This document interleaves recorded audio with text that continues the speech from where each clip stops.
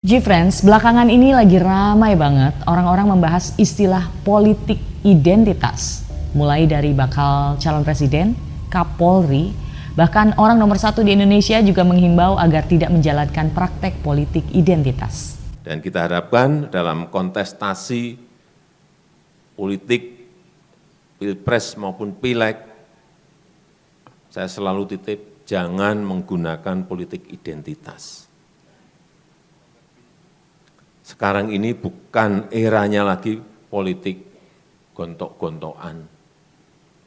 Sekarang ini eranya adu gagasan,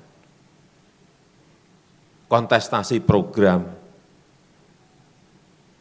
mengadu ide. Wah, kita semuanya harus menjaga persatuan, jangan mengorbankan kepentingan bangsa untuk kepentingan pribadi, untuk kepentingan partai dan yang lain-lainnya. Sebenarnya apa sih politik identitas itu?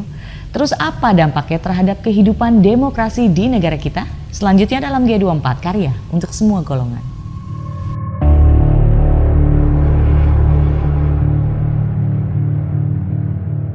Secara etimologi, politik identitas merupakan strategi politik yang memanfaatkan sentimen identitas tertentu, seperti suku, agama, ras, dan juga golongan untuk dijadikan alat politik.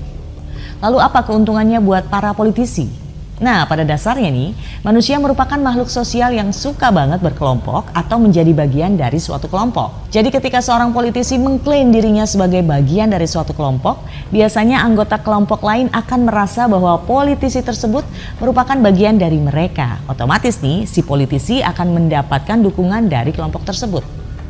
Niatnya mungkin ingin terlihat baik ya dengan mencari suara berlandaskan kesamaan, tapi kalau disalahgunakan nih, terutama dilakukan secara ekstrim atau berlebihan, jadinya ya terkesan mengotak-kotakan, bahkan sampai saling menjatuhkan satu sama lain.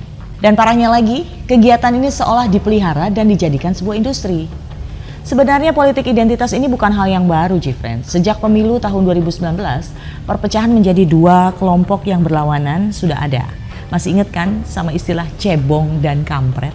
Nah, itu adalah salah satu hasil dari politik identitas yang disalahgunakan. Dan kalau ini dibiarkan terus-menerus, bahkan bukan tidak mungkin ya, politik identitas ini bakal merusak stabilitas bangsa kita. G-Friends, sejatinya perbedaan yang ada dalam diri setiap dari bangsa Indonesia bisa menjadi kekuatan dan juga identitas negara ini.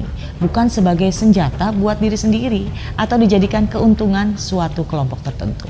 Apalagi negara kita kan menganut sistem demokrasi yang artinya dukungan suara ya berlandaskan pada penilaian masing-masing individu, bukan karena kesamaan identitas dari suatu golongan. Demikian informasi G24 Karya untuk semua golongan.